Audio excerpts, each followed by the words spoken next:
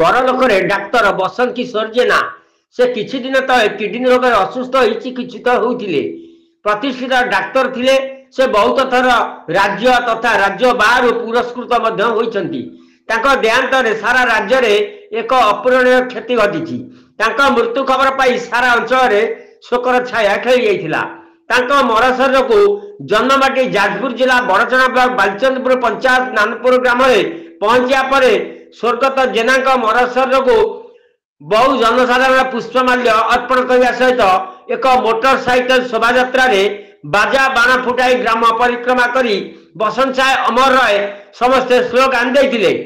पिला दिन में छात्र जीवन बिताई नंदकिशोर विद्या मंदिर में प्रवेश करी कुसुपुर गाँ हरिबोल छक दे निज जन्ममाटी को नहीं।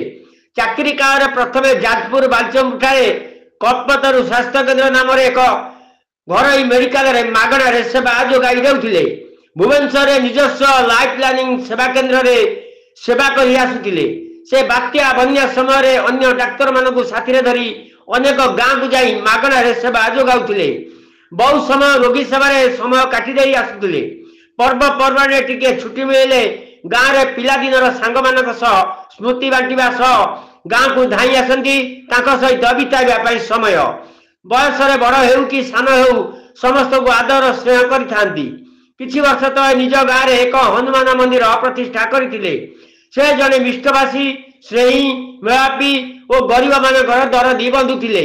तांको मरशर शोभा यात्रा रे कांग्रेस नेता अजय कुमार सामल, पूर्वतन जिला परिषद शारदा प्रसाद महांती, समाजसेवी किरण कुमार शतपथी, कवि निरंजन जेना, डॉक्टर बसंत किशोर साहू, पूर्वतन सरपंच विलास चंद्र बारिक, सरपंच प्रतिनिधि अमिय कुमार साहानी, प्राक्तन सरपंच फणीन्द्रनाथ पंडा, पूर्वतन समिति सभ्य अमिय कुमार विश्वास, रवीन्द्र कुमार राउतराय, अनिल कुमार पटनायक, सुरेश चंद्र बेहरा, तपन कुमार राउतराय, अभिमन्यु बल और प्रकाश चंद्र सामल प्रमुख बासभवन में पहुंची शेष दर्शन करथिले।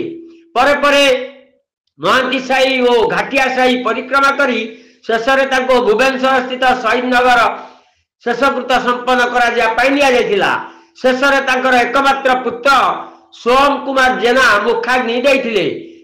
वियोग में बड़चना विधायक अमर कुमार नायक, पूर्वतन मंत्री सीताकांत महापात्र और पूर्वतन कृषि मंत्री अमर प्रसाद शतपथी गभीर शोक प्रकाश करने सहित शोक संतप्त परिवार मानक जनाई समवेदना।